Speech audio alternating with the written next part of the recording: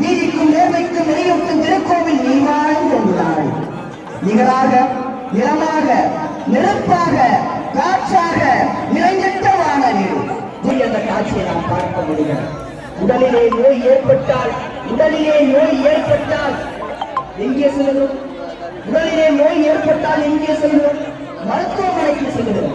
ஆனால் உள்ளத்திலே நோய் ஏற்பட்டால் எங்கே செல்வது? உள்ளத்திலே நோய் ஏற்பட்டால் சிவகாமி ஆட வந்தால் நடராஜன் என்ன செய்வான்? என்ன சிறப்பு அப்படின்னு கேட்டீங்கன்னா, 2 கண் யாருக்கு? நமக்கெல்லாம். சிவனுக்கும்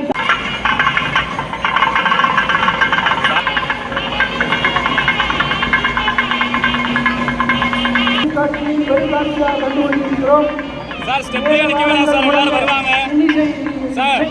ஸ்டெப்ல நிக்க வேணாம், எல்லாரும் வருவாங்க, கீழ இறங்குங்க. அருட்காட்சி நாம் கொண்டு வந்திருக்கிறோம். பக்த கோடிகள் எல்லாம் எங்கு பார்த்தாலும் இன்னும் வருவாய் பயன். புள்ளினால் வருடம் கோடி, புதுமண்ணால் 10 கோடி, செல்லுமா ஞானம் தண்ணீர் செங்கலால் 100 கோடி, அள்ளியங்கோதைமாக பக்தர்கள் எல்லோரும் ஒரு மனதோட அந்தந்த இடத்திலே நிற்கும்படி கேட்டுக்கொள்கிறோம். முண்டி அடிச்சு முன்னாடி வர வேண்டாம். எல்லாருக்கும் கும்பாபிஷேகம் என்ற தீர்த்தம். நண்பர்களுக்கு ஒரு அன்பான வேண்டுகோள், ட்ரோன் மூலமாக கலசத்திலே ஊட்டக்கூடிய அந்த புலிகளையும் தெளிக்கப்படும். அதனால் யாரும் கூட்ட நெரிசலில் சிக்க வேண்டாம்.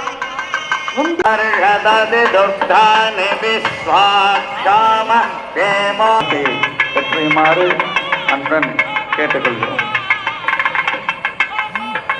विश्वानावे वजन्दन्तरिदाजग्निः कामग्निवर्णादपदाञ्जलन्ति वैरोदने कर्मबले दुदुट्टा क्षणपरि ददति दुर्गाणि विश्वाक्षामद्येवादुरिदाजग्निः कृष्णादिगमेभ्य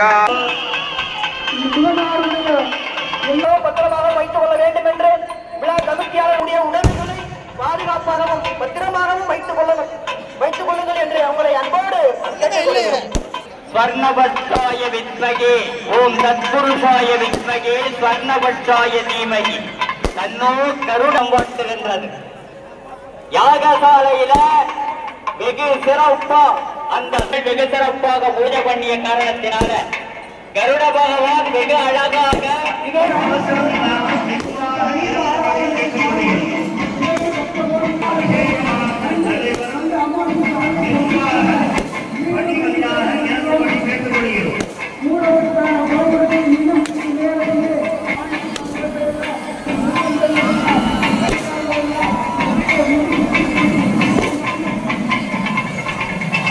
தாய்மார்களுக்கு பக்தர்களுக்கு மக்களுக்கு மெய்யன்பர்களுக்கு அன்பான வேண்டுகோள். கும்பாபிஷேகம் கோலாகலம்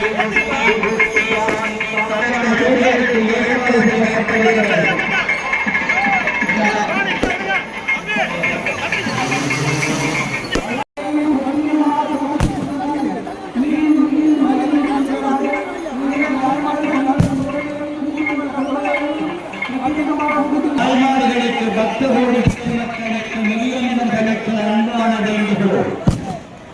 மனங்களும் கல்விகளும் யாகசாலையில் வைத்து பூஜை செய்யப்பட்ட கும்பாபிஷேக பலன் உங்க அனைவருக்கும் கிடைக்கணும் அப்படிங்கிற நல்ல நோக்கத்திற்காக 2 பேர் கொடுத்துக்கிட்டு இருக்காங்க. கும்பாபிஷேக பலன் அனைத்தும் தரக்கூடிய காசு ஒரு காசு கொண்டு விளையாடி கொண்டிருந்தார்கள். அதை கண்டு சற்று பலனமுற்றார் வேண்டுகிறார்கள். கணவன் மனைவி வரவில்லை என்று ஞானத்தன்மையை காட்டுகிறார். நடந்ததை புரிந்து கொண்டு தன்னுடைய